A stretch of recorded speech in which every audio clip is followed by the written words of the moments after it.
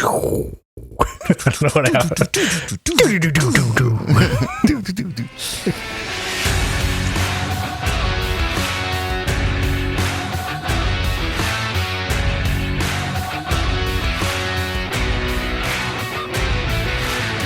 Welcome to GCP Life, episode number 22 for the 2nd of September 2022.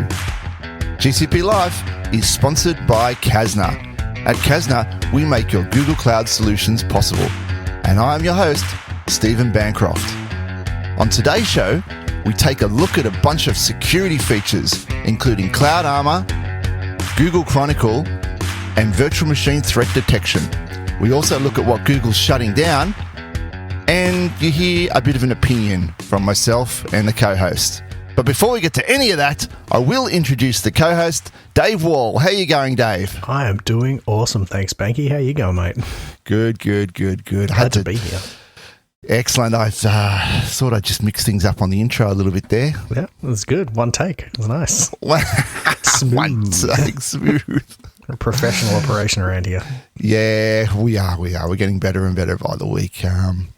I thought I'd start throwing the date in at the start, because it's kind of one of my little pet peeves, and I realised I was doing it.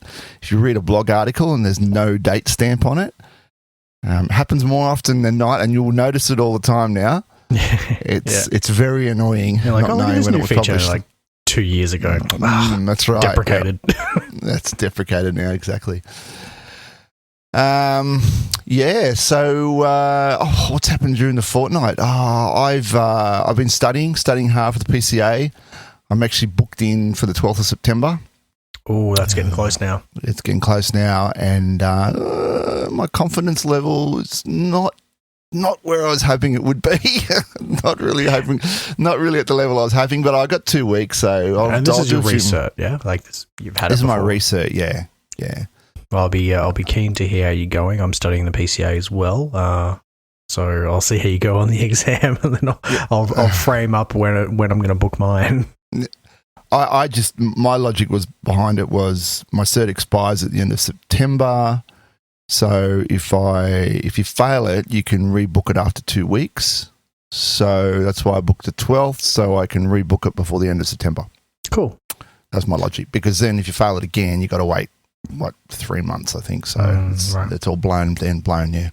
And did you order all your swag from the last time you did your certs? I remember you had a few sitting there waiting to be claimed. I have ordered my swag, so I hadn't claimed it. And when you finish an exam, they send you a code in an email, and the code's buried right down the bottom of the email. And I always wondered, how do you get this swag? What's going on? And anyway, I did finally take a close look at it, and the code's right there, and it's easy. You just go to the website and put the code in and bang, ordered swag.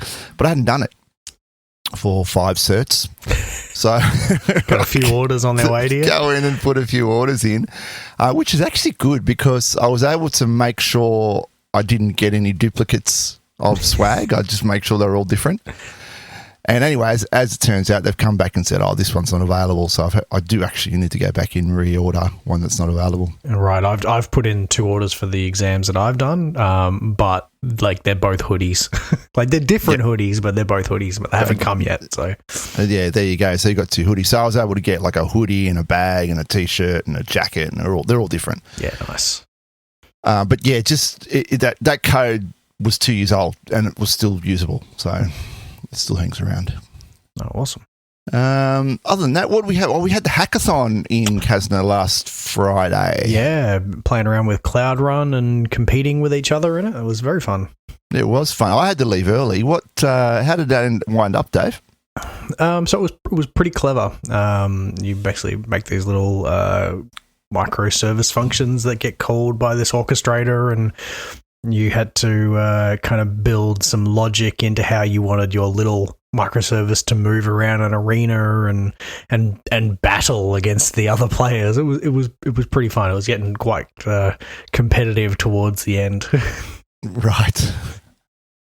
And what did the solution end up being? Was there any sort of clear winner? with a working algorithm? Yeah, there was. I think some people had some success with just like finding a corner to sit in and just shooting out at anything that was next to them. Nice. I didn't see anyone write anything that was like sort of hunting down the top player. Yeah, right. Maybe if you had a little bit more time, you could really build out that logic. Yeah, because the point that I got to, I figured out that the API would return your position on the grid, and then you could figure out where you are, and it would actually return the position of all the players on the grid. Mm-hmm. And if you were smart about it, you could store that, and then you could chase other players down. Yeah, I was going at it in a different way. I thought I'd try and make it a little bit more like interactive, like a console game. So I was trying to write mine where I could sort of send it commands on my own API endpoint, so that like I could say like, instead of having the AI try and like hunt down someone else, I could manually move around the grid. I didn't quite get it there in the time we had available though. Yeah, that would have required a bit more work. I think that's the same sort of lines I was thinking along as well. Just sort of more game logic, I guess. Yeah, it was a good bit of fun though. It was a nice way of using a Cloud Run. Really good. And I will include in the show notes, we did that GCVE talk, myself and Ian, a few weeks ago. I will include in the show notes a link to that, the video that Google has published, and you can go and watch that and see what we were talking about in GCVE. Yeah, it was really nice. It was actually it was good to also be like called out for the work that we did on that project, and I had Google send me a nice bottle of wine and a nice little cookbook. Oh, today. Lovely! Yeah, it's nice. Yeah, so that was good. And you up to anything else yourself, Dave? Yeah, I've had a couple of things going. So I think it was last time we were recording, I was just waiting on my Raspberry Pi to turn up. I was trying to modify my 3D printer, and I've hit a bit of a roadblock because I need a long pinned, like an 18 millimeter long PCB header to be able to join that board to the controller board on my 3D printer. And do you think I could find one anywhere? No is the answer. The closest option I've been able to find is sort of like I have to buy like a pack of 100 from like like an electronics kind of like bulk supplier. And I'm like, I don't really want to spend like $50 for what is like a $1 part, but I might end up just having to sort of bite the bullet and grin and bear it. But anyway, I'm still hunting. Maybe if I look more international, I might be able to find something. Even if I get it from like pay the postage. Well, yeah, but I could get it from like AliExpress and then just wait the 3 months for it to arrive. Yeah, it's not like it's a massively urgent thing. So yeah, there's that. I think besides that, I've also just changed my password manager. It's been a job that I've wanted to do for a while. And so I wanted to look into 1Password, which I had used at a previous employer, and I'd been putting off making the transition and importing everything. Finally, like sat down to do it, and I was done within like an hour. And it's like, I should have just bitten the bullet and done this ages ago. There's a significantly sort of upgraded interface, and it's much more user friendly, and it's nicer from the family sharing side of things, which is something that I really wanted to get, because it was, it's great having your own passwords all locked away, but there's also that little back of my mind like, well, what if I'm not in a position to get my passwords? What if I need to give somebody access to them all? And I think that gave me a little bit better an approach to be able to handle that. Yeah, I went through the process a while ago too. Went from LastPass to Bitwarden. It was pretty painless, and I think Bitwarden's a lot better. Yeah, awesome. Yeah. All right then. Well, I think that's enough banter for now. Let's get on with the show.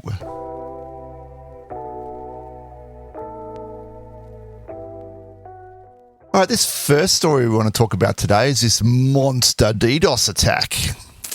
This was everywhere. I mean, when did this happen? 22nd of August. So we're on a fortnightly cycle, so occasionally some of these stories are a little bit delayed for us. But this monster DDoS attack, which peaked at 46 million requests per second.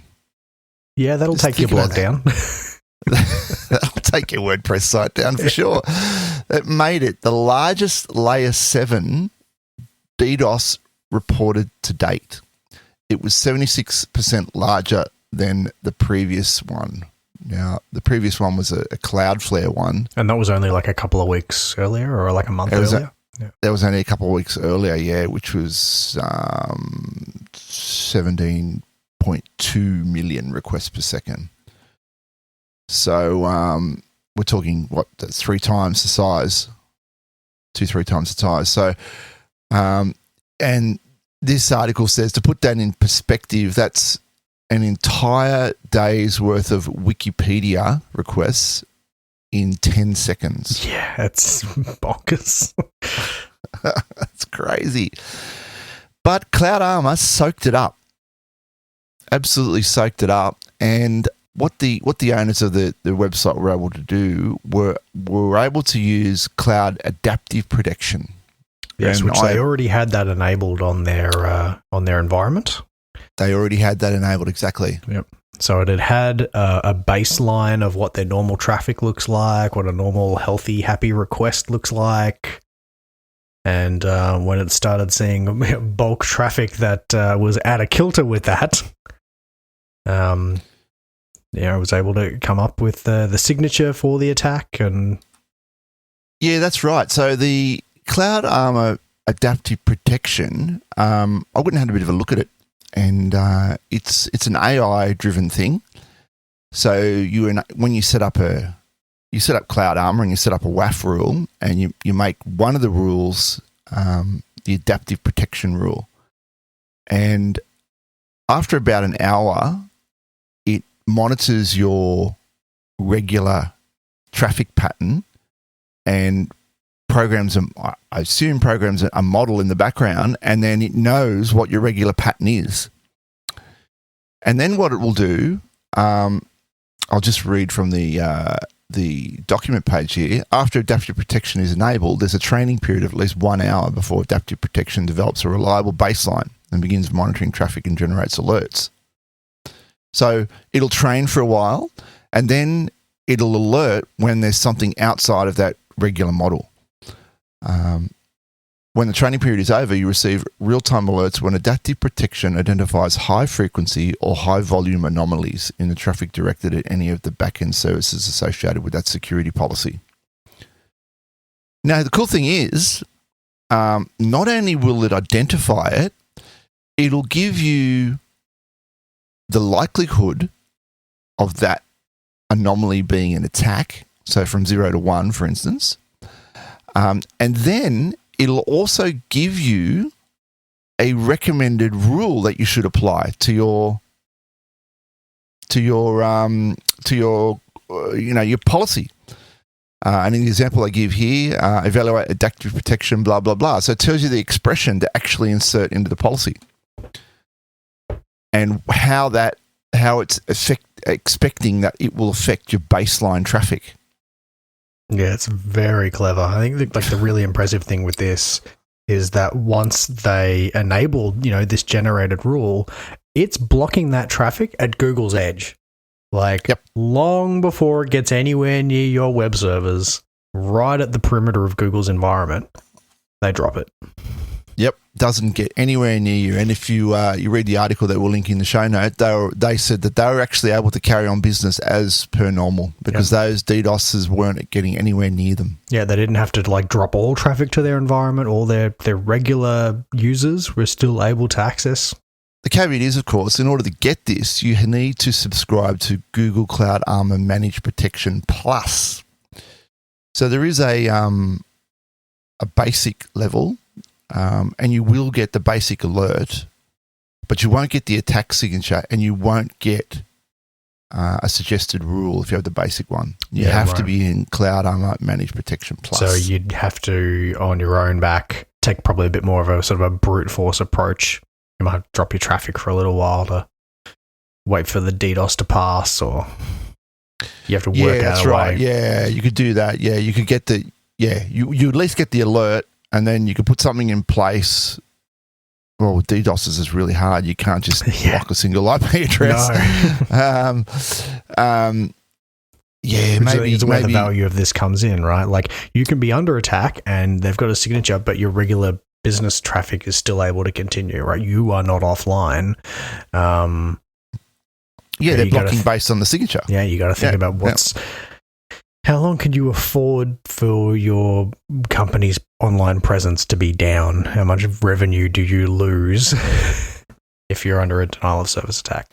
That's right. Yeah, what's it worth to you, right?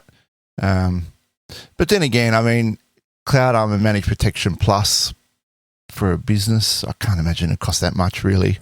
All right, so the Plus tier for Cloud Armor pricing, the Plus tier, $3,000 US a month, and includes up to 100 protected resources. So, right, and then $30 a month for everything after your initial 100. I mean, that would be reasonable, depending on the size of your business, right? Yeah, for sure. In this case, it's just paid for itself for these guys, right? Anyway, good article there. Some great, if you take a look at I'll put links to both that article and to the adaptive protection article in documentation on Google Cloud. You'll find out all about it and learn how to use it as well. Really cool stuff. All right, so continuing on with the security theme, we have this new, I guess. Google is introducing curated detections in Chronicle. Now, I have to admit, I hadn't even heard of Chronicle before reading this article. And then I looked back and I saw one of the guys from within Kazran posted in our Slack that, here's a course on Chronicle, so I might have to go and do that. It's just a one-day thing. I'll link to the Google Cloud blog. We are thrilled to announce the general availability of curated detections of part of our Chronicle SecOps suite. These detections are built on our Google Cloud Threat Intelligence team and are actively maintained to reduce manual toil in your team, right? So that's nice. Yeah. Do you think this is another service where, that's a team that manages their internal, fleet anyway, and Google's own internal security posture? And they're just making this now available out, like their other services, like, assured open source and all these things that they do for themselves. Now they can make it available to people like us. Yeah, why not? Because they would have to have exactly this, right? A bunch of curated detection algorithms for what we just spoke about in Cloud Armor. That's doing exactly this, right? So why not sell it as a service? Or an asset. So then the immediate question is, what's Chronicle? So you go and look up Chronicle, and I'll link once again to the Google Cloud documentation. Chronicle is a cloud service built as a specialized layer on top of core Google infrastructure, designed for enterprise to privately retain, analyze, and search the massive amounts of security and network telemetry they generate. Right, so and the good thing is it stores all of it, so you can look historically as well and find out what happened at certain times. You can search across your entire domain. Incident investigation, threat hunting, detection, and third-party apps are included. Your security data collection, data analysis. You can use it for security and compliance. You can do a full search across all of your logs. You've got various ways of investigating, with insights, assets, IP addresses, hashes and domains. Really is a fully managed SIEM. It's a SIEM, yeah. That's exactly right, Dave. Yeah, it's a SIEM for security data. And now with additional, curated signals and detection and... So with the curated detections, you can enable high-quality curated detections with a single click. You can operationalize data, accelerated investigations and response, which is always good, and map detection coverage to find out where it's coming from. Works on Windows-based threats and network attacks as well. Big proponents of consuming cloud services because they take that management away for you, right? That operational burden of the underlying infrastructure.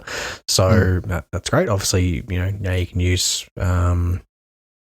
there's plenty of services that we can consume that take that toil away from us. But it's great to see these additional things coming on where it's like, because previously you might have had, say, Chronicle or Splunk or some other SIEM, and you've had to build out all your own alerting, and you do that yourself, right? Or you engage a partner, or you have someone else who's got that knowledge to build it out for you. So being able to consume that as well from your cloud partner, that really, because that's hard skills to hire for.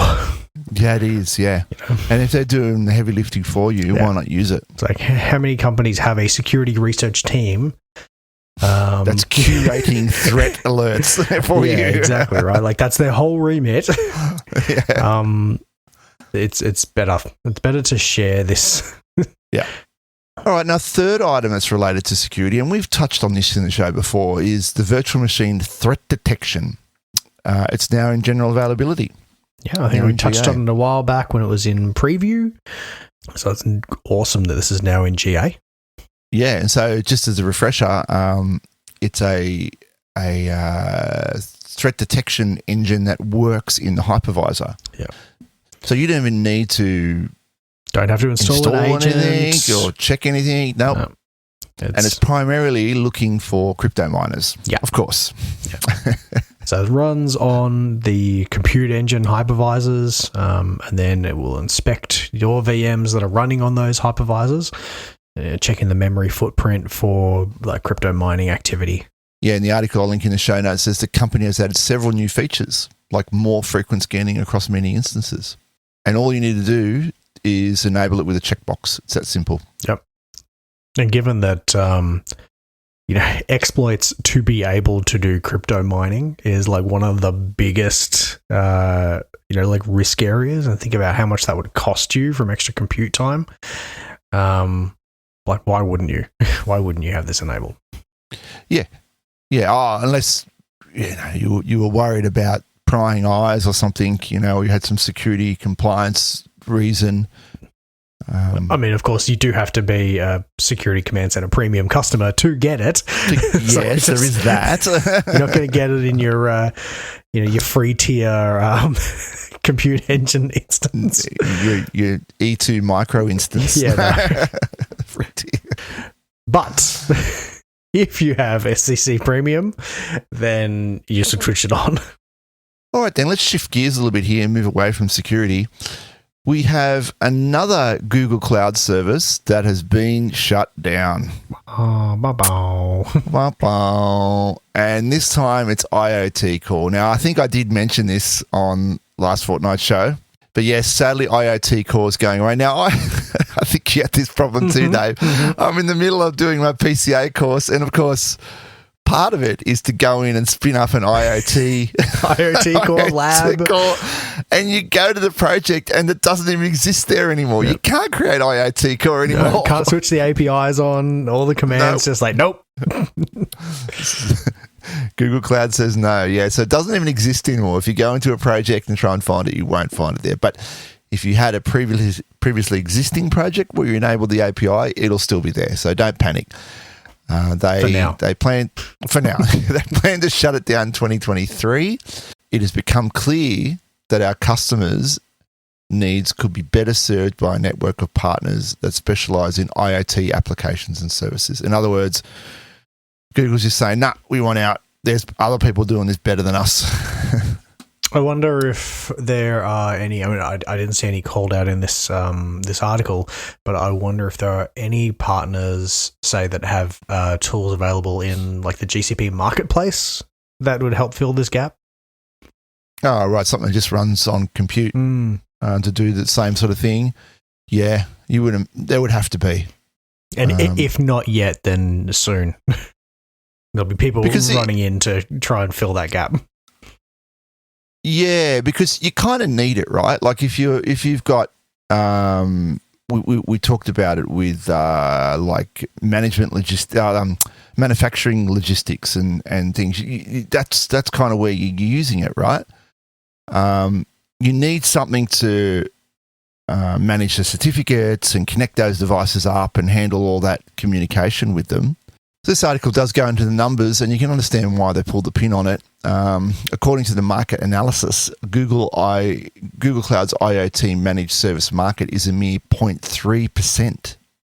More than half, precisely 56%, of Google Cloud IoT customers hail from the US, while Indian users only account for 6%. Customers use Google Cloud IoT in industries like information technology and services, 32%, computer software, 10%, semiconductors, 7%, and research suggests that IoT managed services market, Google lags behind Neoway, Script.io, and Autodesk. So there's some competitors that are doing it. Okay, meter reader. You've got me like Googling Neoway. I don't think IoT Core is a very big market share. And, Google does tend to have this habit of spinning up a product, trying it out, and if it doesn't succeed, they will pull the pin on it. And if you can go to the website Killed by Google, and there's nearly 200 services on there that have been killed off. How many of those are just messaging clients?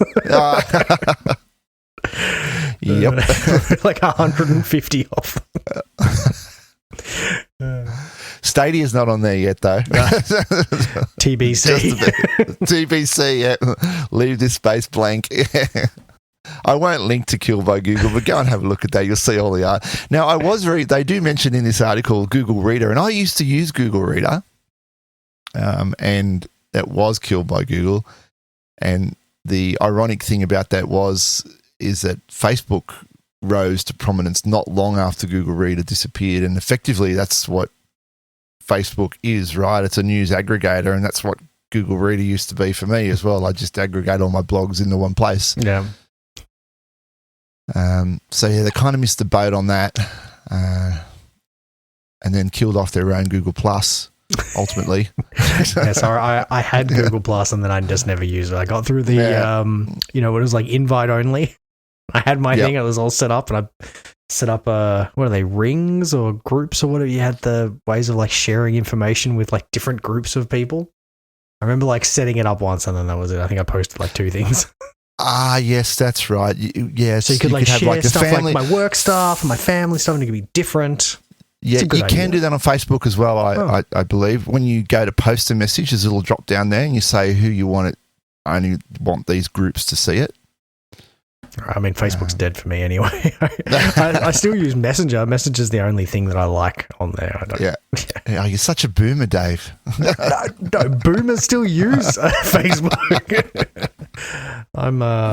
That's what my son would call me. Well, that's what he does call me anyway. I said, no, hang on a minute. My father was a boomer. I'm not a boomer. Anyway, there you go. There's another service that's been killed by Google.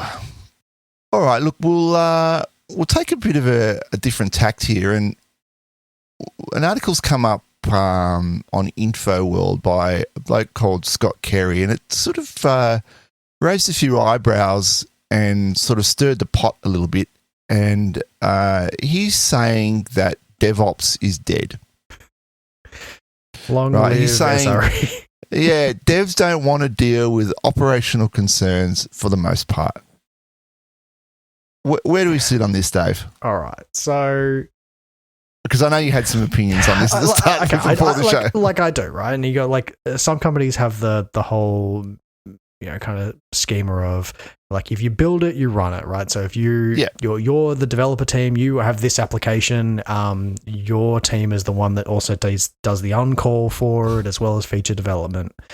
And I think really that this was pushing back against that mindset, but I don't see that as like killing DevOps. Like that's just an implementation of DevOps, right? There are other ways of doing things. Like, yeah, I get it that developers may not necessarily have the skill set of like running the database backend or how best to set up the security of their cloud environment, right? But that doesn't necessarily have to be in that team.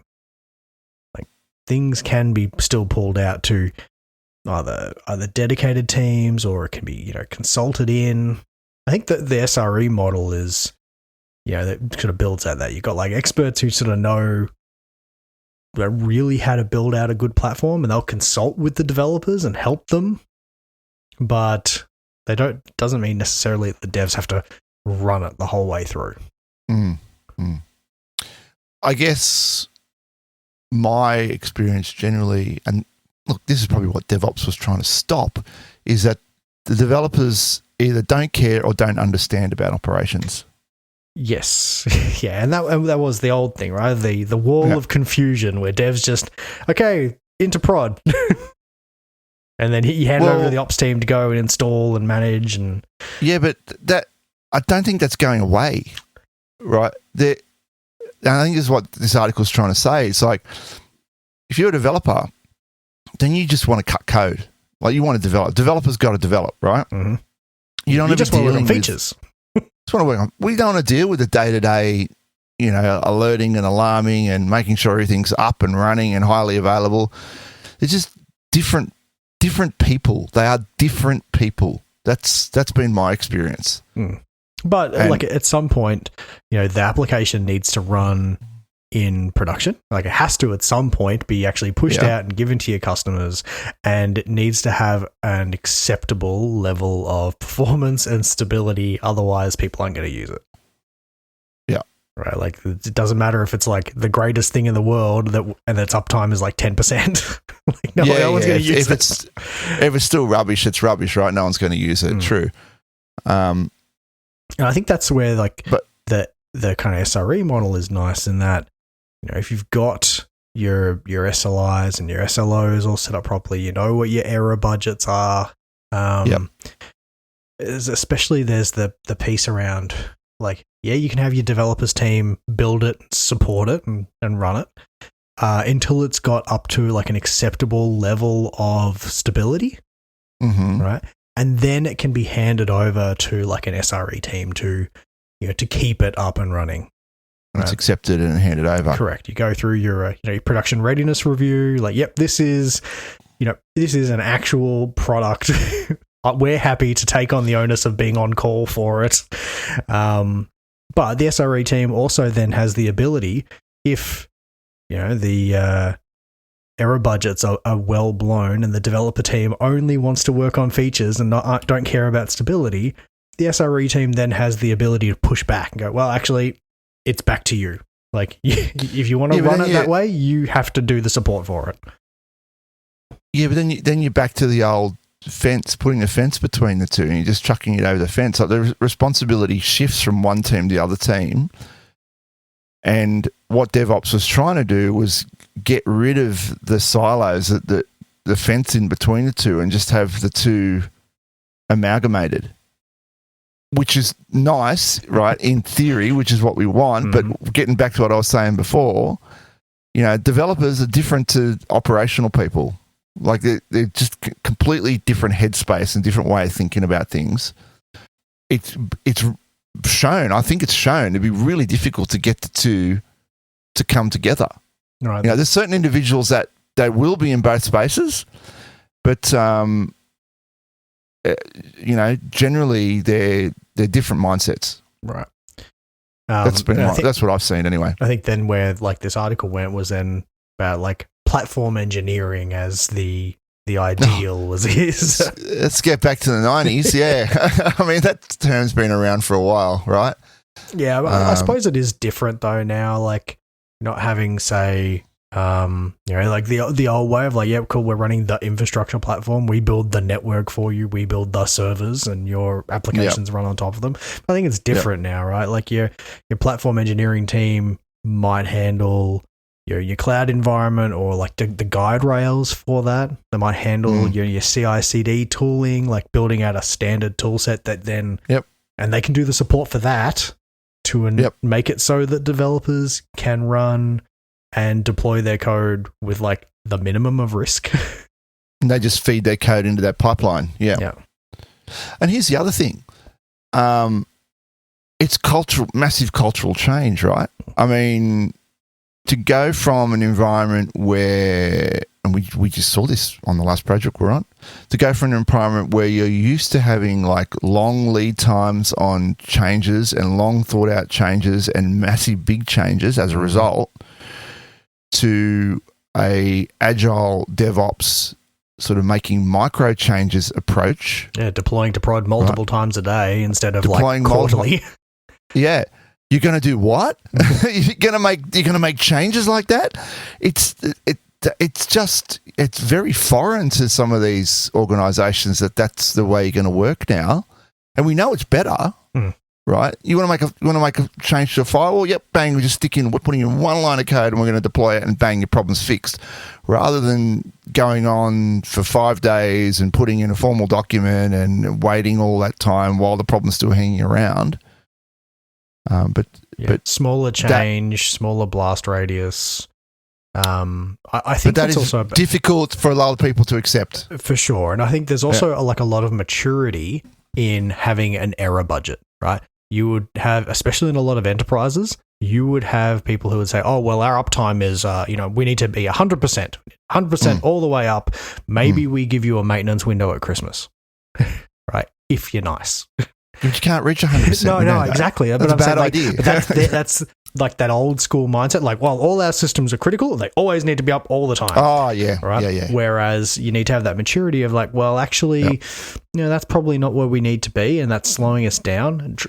Every additional shoot for 4 nines, every additional costs 9 an we're order trying of to get magnitude, to is just it's punishing, right? That slows us down. Burnt. We're not doing feature development. It is something where I think you, like as you said, like it's the culture change, and you needs to be within the development teams, but it also needs to be from above as well. Like you need to have support from your directors and your VPs and that kind of stuff to be able to handle. Like, stuff will go down sometimes. All right, and if we're not breaking things, we're probably moving too slowly. I had an old engineering manager, and his saying was, if you're not sitting on the edge of your seat, you're taking up too much room. So you mentioned the maturity of like having, error budgets and SLOs and SLIs. Well, that's on the assumption that they actually have monitoring in place to get those metrics. All right, true. Yeah, you've got me on that one. Sneaking, right? Like, you need to have a real idea of like, well, what are we actually sitting at the moment? Like, what's our current? You can bet like a lot of places don't. That monitoring is like an afterthought, right? Let's get the app in, let's deploy the app, and it runs, and that's it. Yeah. Right now, if something goes down, we've got to go around to like 20 different boxes and check like 3 or 4 different firewalls and try and figure out what the problem is. Yeah, we got a call from the help desk. There's like 3 people have called saying that it's down. Like, oh, is it? Oh, okay. What's with that? And unfortunately, that's the reality of a lot of places. Right? The SRE model that you went through is nice, but it's really a pipe dream for a lot of places. Like, I think that you're right. Like having centralized monitoring and logging at a minimum is the requirement. And then once you've got that, then starting to build out, metrics and using tooling like, checking like your uptime checks and, things like Cloud Trace to get your latency side of things. Yep. I mean, putting all those metrics in there and you can actually set an SLO and an error budget in cloud monitoring. You can do that in cloud operations. Yeah. In fact, actually, the other day, I was experimenting around with the uptime monitors in cloud monitoring. And I was doing that just for some personal projects. I wanted to check a few things out and was pleasantly surprised that doesn't even get charged. So, I'm like, great. Why wouldn't I put all of my services in there, and at least I can get the uptime checks. I can get latency from like 5 places around the world. It's actually really fully featured as well. Like it doesn't just do like pings. You can tell it to different endpoints, protocols. What are you actually expecting to see as a response? Yep, you can do it like a full transaction. Yeah. So like now we're in a world where it is easier than ever to have centralized monitoring, logging, uptime checks. You can have all these things. And then once you've got that, you can start moving into a an SRE model, right? Yeah. You just got to make a decision on what it is you need to monitor, or what's an acceptable level of uptime or acceptable SLO. And I think that's probably part of the problem. A lot of companies just don't know. They just say, well, it needs to be up all the time. Yeah. Why? Like, okay, that's great, but like it's actually not achievable, and it does mean when it is down, all it's going to happen is just going to be panic, and everyone's just going to be playing. There's going to be blame games everywhere. That's not what you want, right? You want to say, right, we're shooting for 3 nines, 4 nines, whatever you want, knowing that it's going to cost you more the more nines you have, and it will slow you down as well. But put something in. Yeah. Make a decision on where you want to be. Either way, whichever model you end up going down, whether it's, devs own it and run it, or you do split it, you still have an ops team, but they're more of a cloud ops team, or you have SRE, like whatever model you end up down, move away from having the wall of confusion, right? Just at the bare minimum, have your devs and your ops team chatting. Yep. Weekly stand-ups maybe or something, so can update on each other.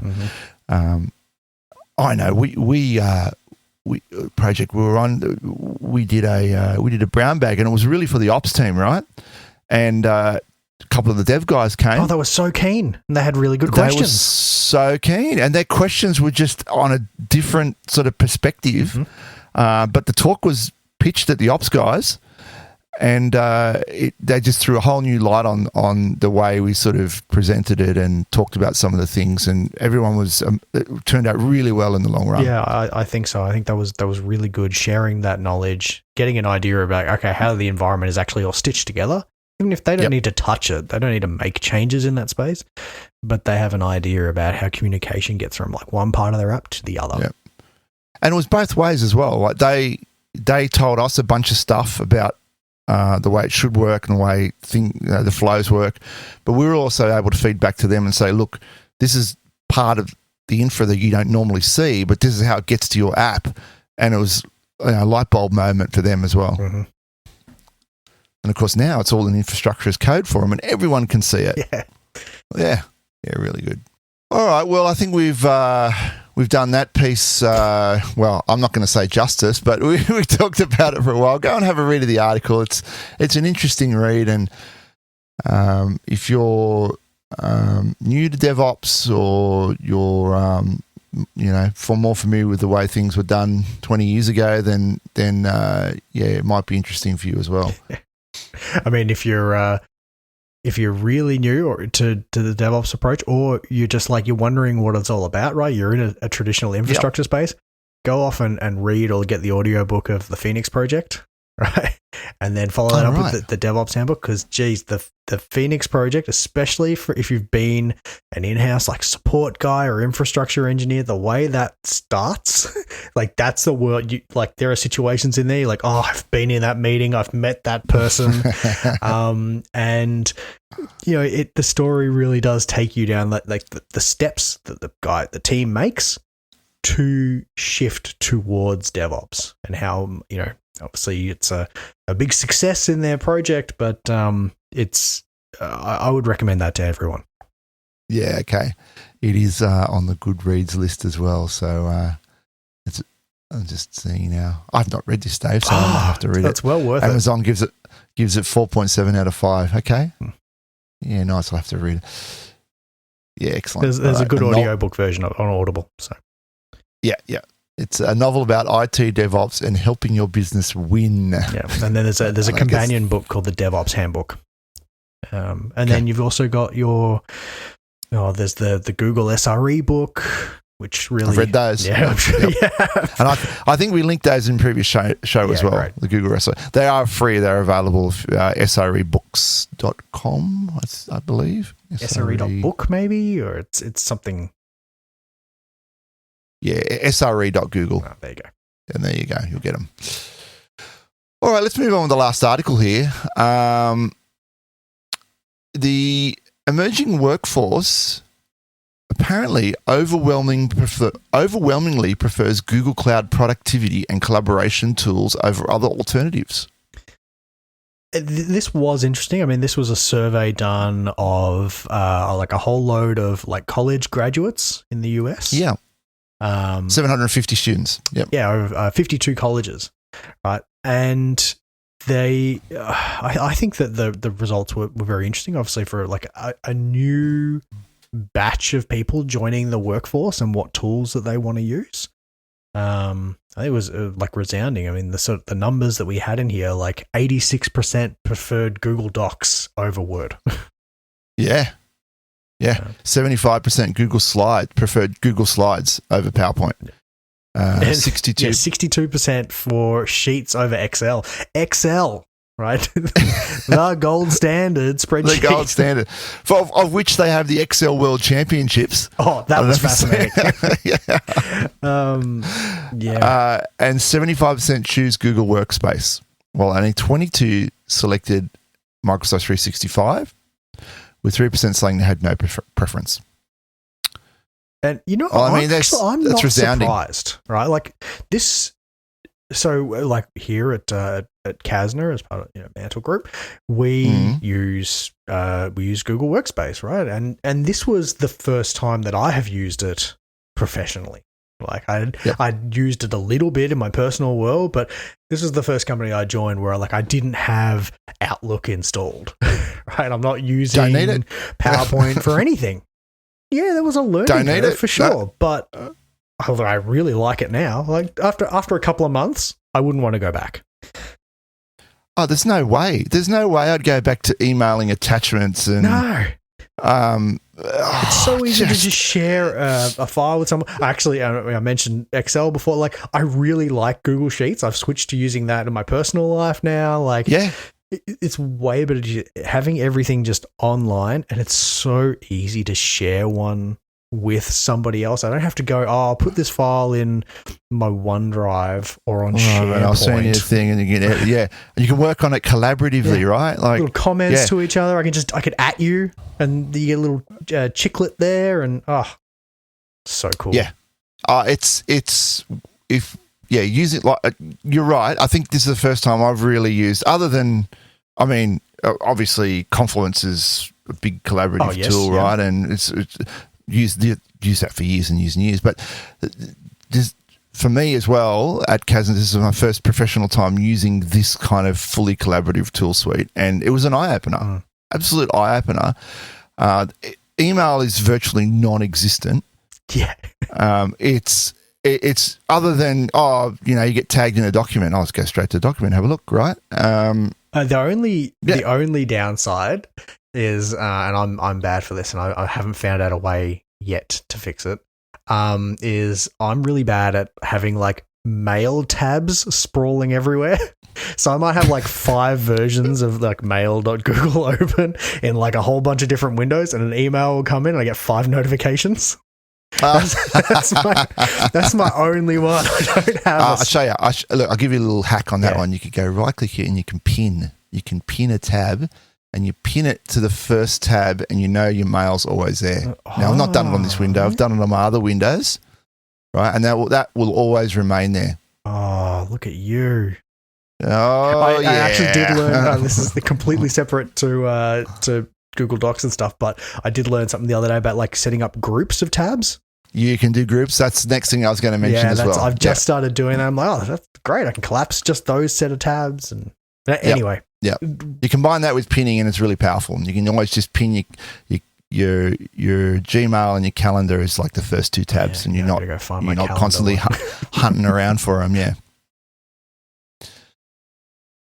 You combine, I know people bag Chrome, they don't like Chrome, but you combine the Google Workspaces with Chrome, and it's mind-bending what the kind of things you can do with it like that. For sure. To improve your workflow. And then if you're, couple that with like a Chrome OS device, you're all internet enabled everywhere. You're going a little bit far there, Dave. Like, a lot of employees, not necessarily here, but in a lot of companies, their entire world is lived in a web browser pretty much. And if you move, the only reason they need like a laptop is so that they can have their Office suite installed. And if their Office suite is web-based, then probably don't need to have Windows. Yeah, and something just crossed my mind. Going back to this poll, they polled 750 college students. Now, I know in the US, Google was pretty, pretty full on with getting Google into schools, Google Classroom into schools. And, my kids are on Google Classroom in school. And, I mean, that's really just to prime them to get used to using the Google ecosystem. Now, if, I don't know, how long have they been doing that in the US? 10 years, probably? Yeah. So these college students, 18, 19, 20, they were 10 years old, and they would have been given a Google laptop in the Google ecosystem, and that's what they've grown up knowing. And then especially with how much everything ramped up, from like 2020 onwards. That's right. They would have been on it more and more at home in ISO and all the rest of it. Of course they like Google Workspaces more. Yeah. That's what they've grown up with. So yeah, definitely, something to think about. No, it's can be challenging to make that change, especially if you've had a whole organization like, hey, we've been using Office forever. We've still got Access 95 database somewhere, which runs like it's critical. We can't be without. Can't go without companies. But if you're not quite as entrenched like that, well, think about what you want to use. Yeah, and I'm still working on my wife as well.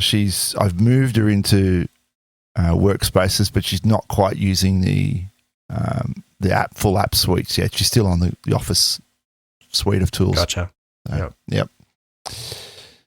Yeah, I find that sometimes now, because we're big users of like Google Forms internally, right? Like everything, like organizing a pizza party. We'll send out a Google form. Send out a form. And, I know. I hear from like my wife or friends, like they'll be doing something at their work, and I'll be like, "Oh, just use a Google form for it." And they're like, "Oh no, but we don't have that." Well, I'm sure there's Microsoft Forms. You have to Google it yourself. Don't know. Go find something. I can't help you with that. Yeah, you need to have it. Anyway, we might finish up there. Hey, Dave? Yeah, sounds good. I think it was a fun one to finish up on. We have indeed. All right. If you're listening to this show, you're probably listening either on iTunes, Spotify, or Google Podcasts. You can also listen on the website directly. If you're not listening to one of those, then go and do that, because that'll really help the stats. And go and write the show a review as well, either on iTunes. I don't know, can you do reviews on Spotify? I don't know, I'll have to have a look. But make sure you do that, because that'll really help the show out. You can contact the show, gcplife@casna.com.au. We've got the Twitter there as well, @gcplife. And you can Google us at the website. You'll find us on Casna website. And of course, today's sponsor is Casna. Casna, we make your Google Cloud solutions possible. You got anything else for us, Dave? I'm heading into the weekend soon, and I'm very much looking forward to getting out to the garden, enjoying some spring weather. Yeah, spring has sprung indeed. Yeah, I got to clean the yard up. The dogs destroyed it. Between the dogs and the chickens, huh? Yeah, that's it, the dogs and the chickens. All right, that'll be about it for us for 2 weeks. We'll catch you later. All right, catch ya.